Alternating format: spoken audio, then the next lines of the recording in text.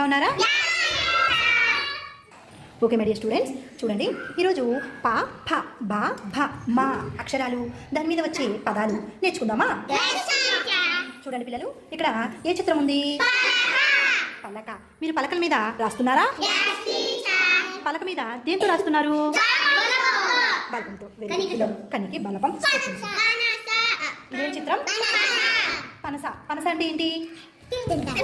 Fruit, పండు. Very good. పండు, పనస పండు మీరు ఎప్పుడైనా తిన్నారా పిల్లలు? Very good. లోపల తొనలు ఉంటాయా? గింజలు. Very good. ముళ్ళులు కూడా ఉంటాయి. ఓకే మై డియర్ స్టూడెంట్స్, పనసపండు తినడానికి ఎలా ఉంటుంది? తీయగా ఉంటుంది. ఈ చిత్రం చూడండి పిల్లలు, సీతాఫలం. ఫలం అదే ఫ్రూట్. ఏ పండుది? సీతాఫలం. తిన్నారా? సీతాఫలం ఎలా ఉంటుంది?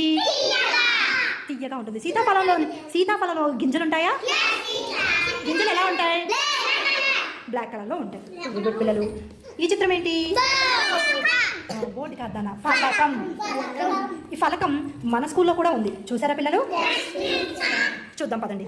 చూసారా పిల్లలు మన స్కూల్లోని ఫలకాన్ని? ఈ ఫలకాన్ని ఎందుకు వేస్తారంటే ఈ భవనాన్ని ఎవరు నిర్మించారు, ఎవరు శంకుస్థాపన చేశారు, ఎప్పుడు శంకుస్థాపన చేశారు అన్న విషయాలన్నింటిలో కూడా ఈ ఫలకం మీద ఉంటాయి. అలాగే మన స్కూల్ చూసారు కదా పిల్లలు మన స్కూల్లో ఫలకాన్ని? ఓకే మై డియర్ స్టూడెంట్స్, ఇదేంటిది? మన పాఠశాలలో బంతులు ఉన్నాయా? బంతితో ఆటలు ఆడుకుంటున్నారా? ఓకే. ఇదేంటి? ఎద్దుల బండి. మీరు ఎప్పుడైనా ఎక్కారా పిల్లలు? ఓకే మరి స్టూడెంట్స్, ఈ చిత్రం ఏంటి కదా? భజన. మీరు ఎప్పుడైనా చూసారా? తాళాలు వేస్తూ భజన చేస్తారు. Okay very good. ఇదేంటి పిల్లలు? బరిణె. ఈ బరిణె మీ ఇళ్లలో ఉన్నాయా? Very good. Very good. చూడండి పిల్లలు, మీరు చెప్పినట్టుగానే కుంకుమ, పసుపు అని, గంధం అనేవి వేసుకోవడానికి ఇంటిలో ఉపయోగిస్తారు. ఈ బరిళ్ళు బంగారం రూపంలోను, వెండి రూపంలోను, ఇంకా మిగతా లోహకాల్లో కూడా ఉంటాయి.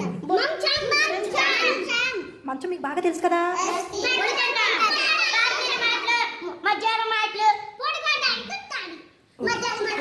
Okay madam.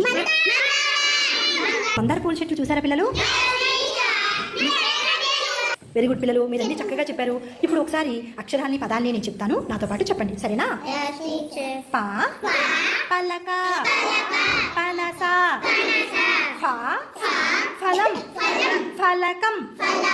బ బంతి, బండి.